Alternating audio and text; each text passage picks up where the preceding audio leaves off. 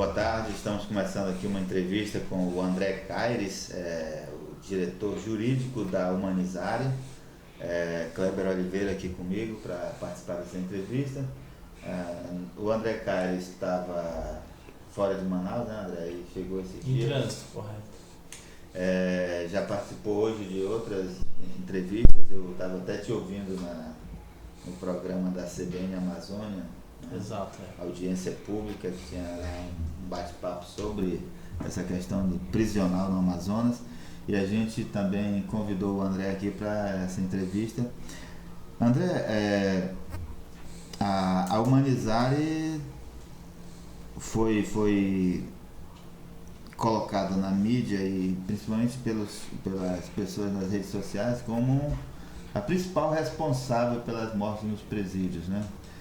A empresa diz que não tem culpa no cartório. Como é que você explica isso? Valmir, primeiramente agradeço aí o seu convite, Kleber, mais uma vez aqui dando todos os esclarecimentos para vocês. E o objetivo é a gente deixar claro aí o papel do Estado, o papel da empresa, né, as responsabilidades. Com relação a esse episódio que nós tivemos no domingo e na segunda-feira, como dito publicamente, aí uma briga entre eles, né? Uma briga dentro da própria facção. O papel da Humanizare com relação a essa ocorrência, ela não exerce o poder de polícia. Nós não tivemos culpa com relação a esse episódio, né? Porque dentro da unidade prisional, a responsabilidade, o poder de mando é do Estado, né? Existem representantes do Estado dentro das unidades. Quando iniciou-se a briga no domingo, imediatamente colaboradores nossos comunicamos o diretor da unidade, onde que prontamente eles já acionaram, inclusive o GIP, né, que é o Grupo de Intervenção Prisional, para conter essa briga. O GIP é formado por quem? São policiais militares? Por parte do Estado, né? A atual gestão do secretário, o Coronel Marcos Vinícius, eles criaram o GIP, que é o Grupo de Intervenção Prisional, que são policiais militares que ficam dentro da unidade prisional, dentro do Compage especificamente. A Humanizare tem alguma atribuição na questão da disciplina dos presos? Como é que ela atua nisso? Nenhuma, Kleber. Como eu disse, o poder de mando, o poder de polícia, ele é exclusivo do Estado. A LEP é claro que é indelegável. Então, assim, dentro da unidade prisional, o poder de mando, de pôr ordem, é do Estado. Como eu disse, após o início da briga, comunicamos as autoridades responsáveis e imediatamente houve atuação por parte do Estado. A empresa ela trabalha com a questão da ressocialização dos presos. Entre os mortos, os 55 mortos lá, tinha alguns que participavam desse trabalho de vocês? Nenhum. Nós fizemos um levantamento, nenhum dos mortos tiveram participação nos projetos. Como é que esse serviço de ressocialização é afetado com esse tipo de massacre nos presídios, André? A questão dos nossos projetos de ressocialização, ele acontece em todas as unidades, né? Seja Compage, seja UPP, IPAT, CDPM1, é importante deixar claro aqui a atuação nossa do CDPM1, CDPF e UPI. Então, assim, nós temos diversos projetos. E todos esses projetos dependemos aí do apoio da SEAP, do Poder Público, do Poder de Polícia para que eles ocorram, né? Então, assim, a gente mesmo tendo essa situação, né, no domingo, por determinação da SEAP, por enquanto está suspenso esses projetos, a gente aguarda uma retomada por parte deles para darmos continuidade. Porque existe a questão da segurança em si, né? A empresa não pode falar para determinados reeducandos, projeto você vai participar sozinho, não. Tem todo um aparato e um apoio por parte do Estado. Agora, para participar desses projetos, o que precisa? E por que ele não abrange todo mundo? Quais os critérios que... Excelente pergunta. Primeiro ponto, ele precisa querer, né? Na própria coletiva do secretário... espontânea participação. Exatamente, então. Ele deixou claro, ele precisa querer, né? E nós temos diversos projetos, por exemplo, nós temos um núcleo de aprendizado profissional, onde que reeducandos trabalham, né, dentro da unidade prisional, com curso de pintor, eletricista, bombeiro, hidráulico, todas essas atividades que eles possam utilizar o pós-cárcere, né? Então, assim, e atualmente existem reeducandos presos trabalhando dentro das unidades prisionais muitos deles que fizeram o curso e estão atuando dentro da unidade. Qual é o percentual hoje de participação nos presídios? O percentual em relação à população carcerária, ele é pequeno, né? Inclusive na atual gestão agora, iniciou-se de janeiro para cá, ele aumentou em torno de 7 a 10% da população carcerária. Como eu disse, ele precisa querer, né? Dentro do Compage mesmo, está tendo uma infraestrutura para instalar uma panificadora, né? Nós tivemos uma visita recente agora com o pessoal da imprensa, onde que viu-se vários presos trabalhando com relação a essa parte da infraestrutura. Eles trabalham por remissão de pena, né? A cada 3 trabalhados tem uma redução, né? E vocês podem ver no nosso book de 2018, onde que no exercício anterior nós tivemos em torno de 8.000 dias remidos de pena, né? Esse trabalho de ressocialização nos presídios, ele tem tido impacto naquela questão de impedir o recrutamento dos presos pelas facções criminosas? Vocês têm avaliação sobre isso? Não? Esse é um tópico que não cabe ao Humanizare, não é uma responsabilidade nossa, né? A Humanizare, dentro da unidade prisional, ela não é ela quem determina para onde o preso vai, qual unidade ele vai, qual cela ele vai ficar, se ele é da facção A, da facção B. Isso não é responsabilidade da Humanizare, né? A Humanizare trata internos, né? Internos que vão participar dos projetos sociais. Teve um juiz da Vara de Execuções Penais que disse que quando o preso é mandado para o presídio, ele passa por uma triagem para saber de que facção ele pertence ou se ele pertence a alguma facção. Dependendo da resposta a essa questão, ele é colocado em determinado compartimento, vamos dizer assim, do presídio. A Humanizare tem conhecimento de que o preso que está na ala X é da facção tal, da facção Como eu falei para você, não é responsabilidade da empresa. Sim, mas ela não faz tem esse controle, né? A empresa cumpre as determinações da SEAP.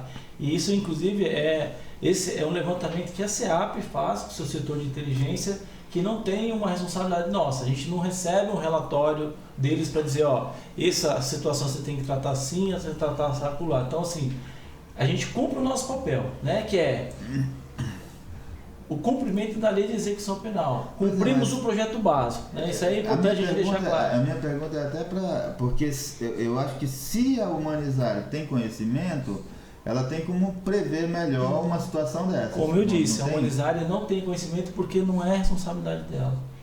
Então isso que é importante deixar claro para os senhores aí, para os ouvintes, para a sociedade, que nesse tópico não é de responsabilidade nossa, sim do Estado, do poder público.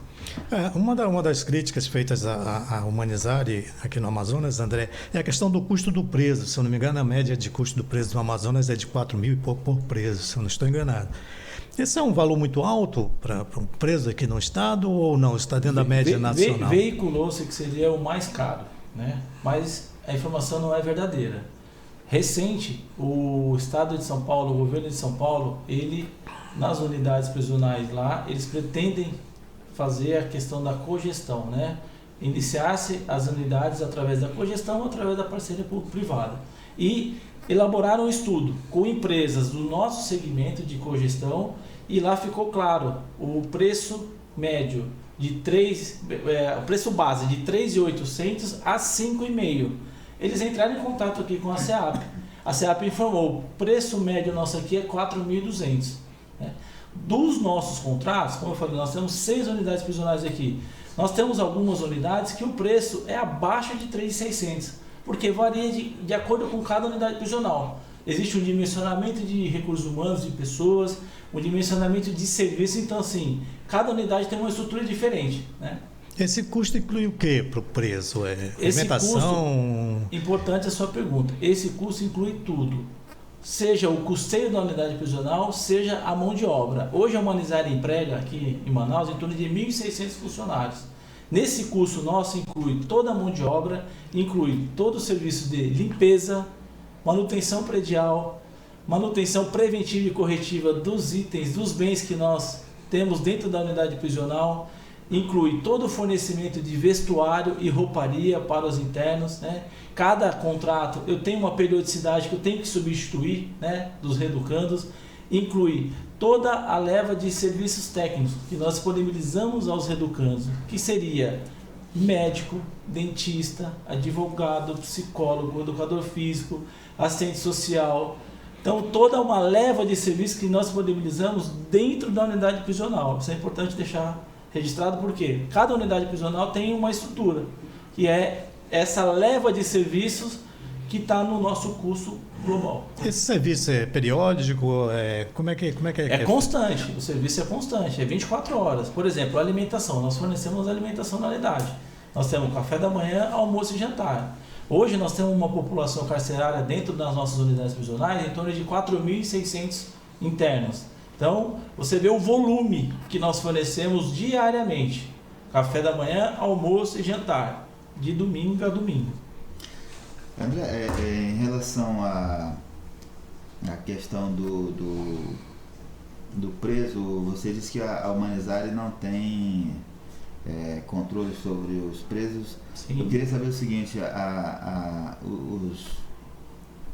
os funcionários, os trabalhadores da Humanizare não têm nenhum tipo de contato com o preso ou com o pessoal que está nas celas? Como é que é? Como eu falei, nós temos em torno de 1.600 colaboradores. Em torno de 1.000 são os nossos agentes de socialização, que trabalham dentro da unidade prisional. Em linhas gerais, em resumo, o que esses agentes fazem? Eles trabalham, por exemplo, portaria, faz todo o cadastro de visitante, fornecedor, servidor, todo esse controle na entrada. Eles trabalham na parte de raio-x, na parte operando body scan. Eles trabalham dentro da unidade com relação ao trânsito dos presos, dentro da unidade prisional. O preso precisa ir ao médico, precisa de algum projeto, Eles fazem o trânsito com os presos devidamente algemados, sempre sob a fiscalização do Estado, do poder público, que é o que tem o poder de polícia. Porque se tiver alguma ocorrência, alguma normalidade, quem tem que acionar, quem tem que tomar a frente é o Estado. Por quê? Os nossos agentes não usam arma, cacetete, nenhum material letal.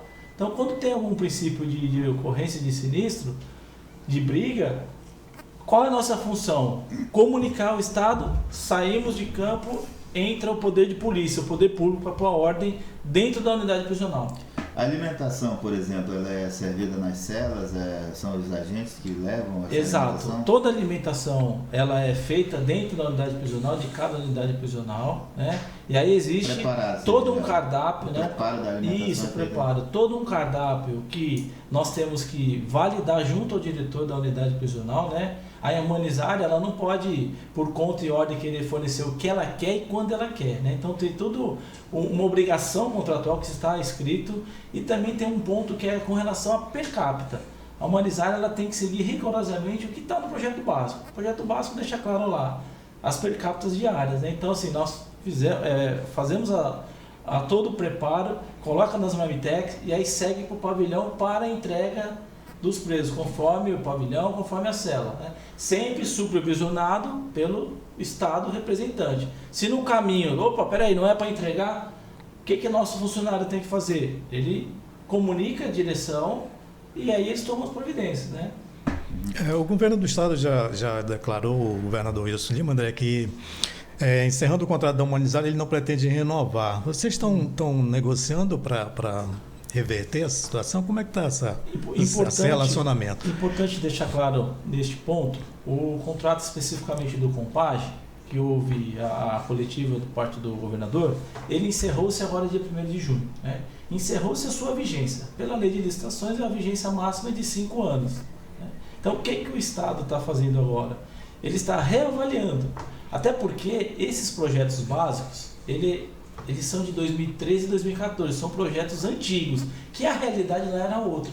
Agora, o que o Estado está fazendo? Ele está revendo para poder soltar, como disse, uma nova licitação, uma nova cotação de preço, Então, assim, a gente aguarda aí as recomendações, as orientações do Estado.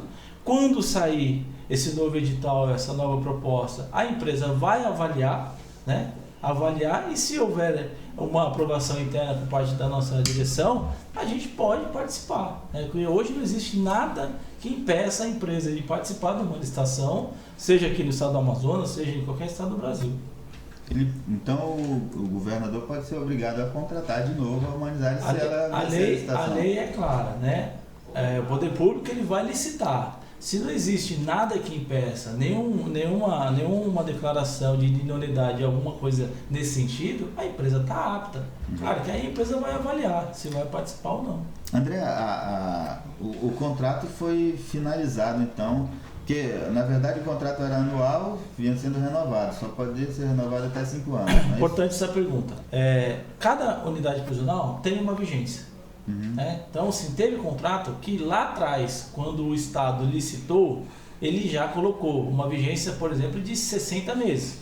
Tem contrato que lá atrás, uma vigência de 30 meses, de 12 meses, enfim, cabe ao poder público, à administração, estipular o quanto tempo ele quer.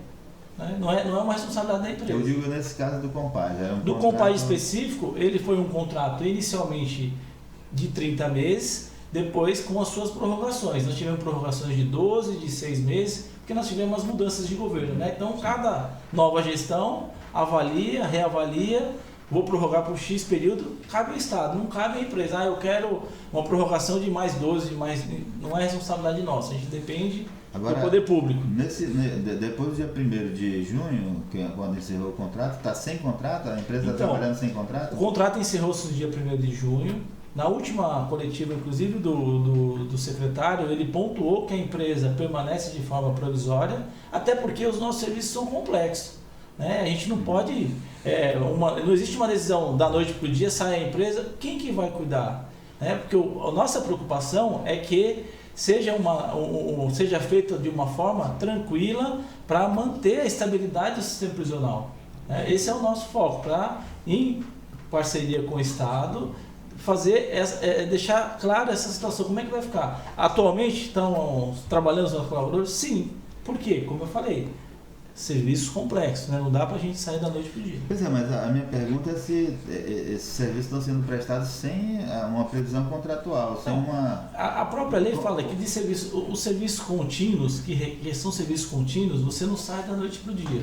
Então, como o próprio governo falou, a empresa permanece de forma provisória e nos próximos dias aí deve estar saindo uma posição por parte deles. A gente aguarda o que sair por parte do governo, do Estado. Agora, vocês fazem um serviço de ressocialização em unidades prisionais com superpopulação carcerária.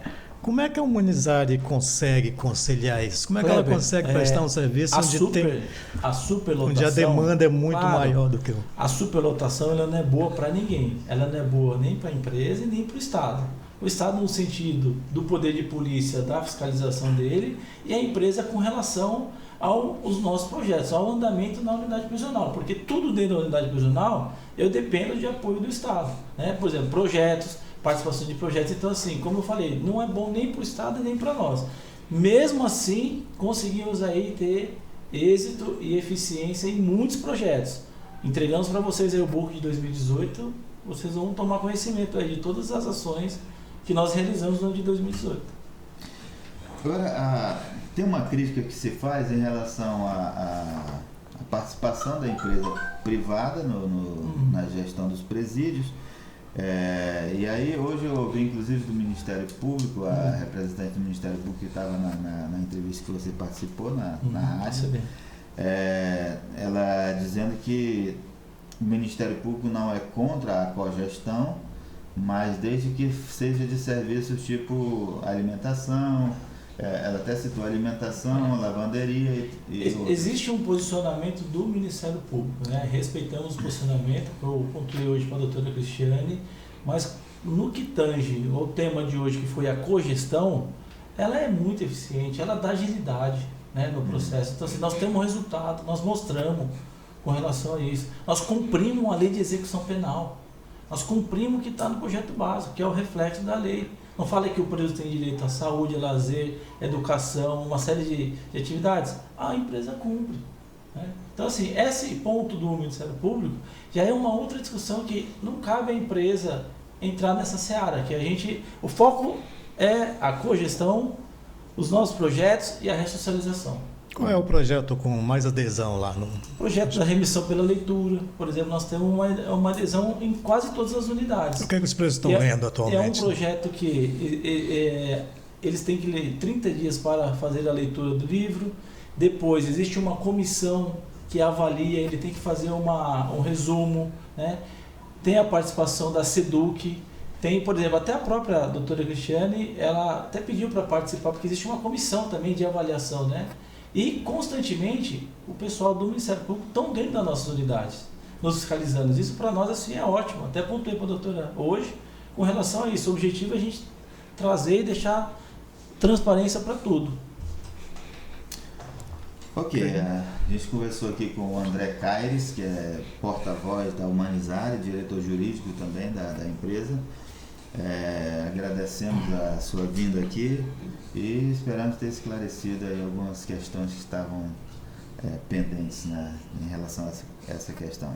Eu que agradeço ao Valmir, ao Kleber, a toda a sociedade do Amazonas, de Manaus. O objetivo é o quê? A empresa Humanizare deixar tudo esclarecido, né? Então isso é importante para nós. Estou à disposição, sempre que houver uma próxima agenda, só entrar em contato com o nosso pessoal da assessoria. E eu agradeço mais uma vez. Ok, muito obrigado a você que nos assistiu.